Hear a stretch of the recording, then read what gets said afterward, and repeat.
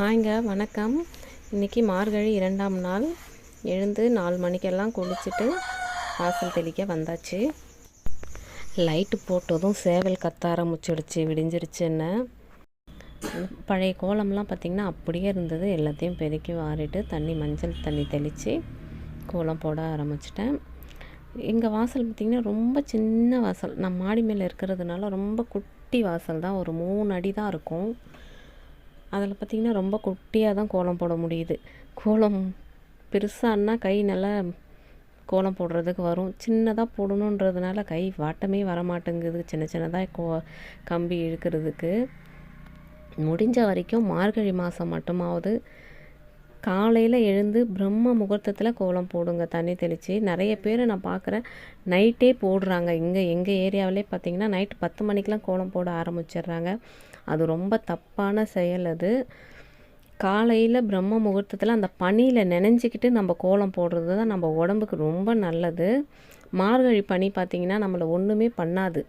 சளி பிடிச்சிக்கும், ஜுரம் வரும், தலை பாரமாக இருக்கும், அதெல்லாம் கண்டிப்பாக எதுவுமே ஆகாது. மார்கழி பனின்றது நம்ம உடம்புல இருக்கிற நோயை தீர்க்கும்னு சொல்லுவாங்க.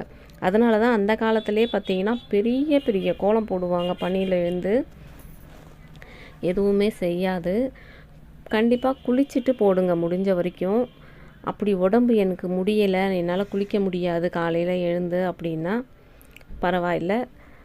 உங்கள் உடல்நிலையை பொறுத்து குளிக்கிறதும் குளிக்காததும் அது நீங்கள் பார்த்துக்கலாம். தலைக்கு குளிக்கலைன்னா கூட அட்லீஸ்ட் உடம்புக்காவது குளிச்சுட்டு போடுங்க. முடிஞ்ச வரைக்கும் நிறைய சிக்கு கோலம் தெரிஞ்சவங்க சிக்கு கோலம் போடலாம்.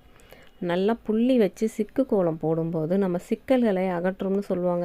சிக்கு கோலம் போட்டால் நமக்கு சிக்கல் தான் அதிகமாக வரும்னு இப்போ ஒரு புதுசாக வதந்தி கிளப்பி விட்டு எங்கேயுமே பார்த்திங்கன்னா சிக்கு கோலமே காணும். கிராமத்தில் கூட சிக்கு கோலம் போடுறதில்ல. என்னன்னு கேட்டோம்னா இதை தான் சொல்கிறாங்க, சிக்கு கோலம் போட்டால் நம்ம குடும்பத்தில் நிறைய சிக்கல் வருமா அப்படின்னு சொல்கிறாங்க. கண்டிப்பாக அப்படி கிடையாது. சிக்கல் கோலம் நம்ம மனதை ஒருநிலைப்படுத்தி போடுற கோலம். அது நம்ம உடம்புக்கும் ஆரோக்கியம், நம்ம மனசுக்கும் தெளிவு நிலை கிடைக்கும் நம்ம சிக்கு கோலம் போடும்போது. அதனால் கண்டிப்பாக சிக்கு கோலம் தெரிஞ்சவங்க சிக்கு கோலம் போடுங்க. நானும் நாளையிலேருந்து சிக்கு கோலம் தான் ட்ரை பண்ணலான்னு இருக்கேன்.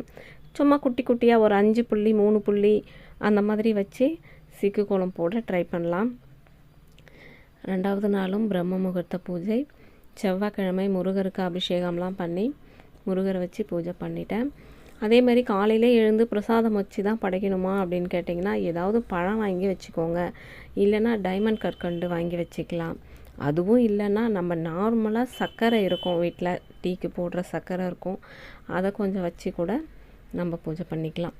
தினமும் பூ மாற்றி பூஜை பண்ணணுமான்னு கேட்டிங்கன்னா இருந்தால் பூ வச்சுக்கலாம். இல்லைன்னா அட்லீஸ்ட் ஒரு பூவாவது வச்சு பூஜை பண்ணிக்கலாம். நான் பார்த்திங்கன்னா என் செடியில் வந்த பூ தான் வச்சுருக்கேன். காலையிலே பார்த்திங்கன்னா சங்குப்பூ, இருட்டில் ஒன்றுமே தெரியல, தெரிஞ்சதை பறிச்சிட்டு வந்து வச்சு பூஜை பண்ணிட்டேன்.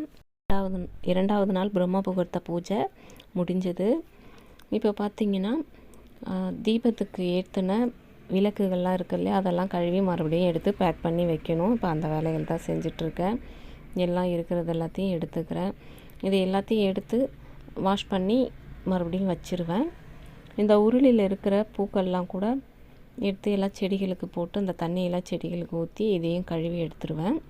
ஒரு உருளி மட்டும் எப்பயும் வச்சுப்பேன். இந்த உருளி மட்டும் தினமும் வெள்ளி செவ்வாயில் மட்டும் அதை பூ மாற்றி வச்சுப்பேன். வாரத்துக்கு 2 நாள் மாற்றினா போதும். தினமும் அதுக்கும் பூ மாற்றி வைக்கணும்னு அவசியம் இல்லை. தண்ணியில் போடுறதுனால பூ கண்டிப்பாக நல்லா தான் இருக்கும். 2-3 நாளாவது ஃப்ரெஷ்ஷாக.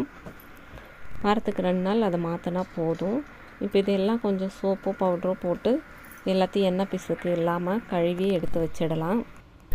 இந்த மாதிரி காலையில் வேலை செய்யும்போது சாமி பாட்டெல்லாம் போட்டு விட்டுட்டு டிவியில் போட்டு வச்சுட்டு வேலை செய்யுங்க. மனசு ரொம்ப அமைதியாகவும் ரிலாக்ஸாகவும் ஃபீல் பண்ணுவீங்க. காலையில் எழுந்து பூஜை பண்ணிவிட்டு மறுபடியும் படுத்து தயவுசெய்து தூங்காதீங்க. அப்படி நீங்கள் தூங்கிறதுனால எந்த பலனும் கிடையாது. நம்ம காலையில் எழுந்து பூஜை பண்ணிவிட்டு உடனே படுத்து தூங்குறது ரொம்ப தப்பான செயல். அந்த மாதிரி செய்யாதீங்க. கண்டிப்பாக முழிச்சிட்டு ஏதாவது வீட்டில் வேலை இருக்கும். வீட்டில் நமக்கு வேலைக்கு பஞ்சமே இருக்காது. அப்போ எந்த வேலைலாம் ரொம்ப நாளாக நம்ம செய்யணும் அப்படின்னு காத்துட்டு இருக்கிற வேலையெல்லாம் இந்த டைமில் காலையில் செய்துருங்க. ரொம்ப நல்லா போகும். அன்றைக்கி நாளே எனர்ஜெட்டிக்காக இருக்கும். இந்த செடி இருக்கட்டும்னு நினச்சாலும் டெஸ்ட்டுக்கு பயந்துக்கிட்டே எடுத்து வைக்கிறதா இருக்குது. எல்லாத்தையும் இன்றைக்கி எடுத்து பேக் பண்ணிவிடுவேன். தேங்க்யூ.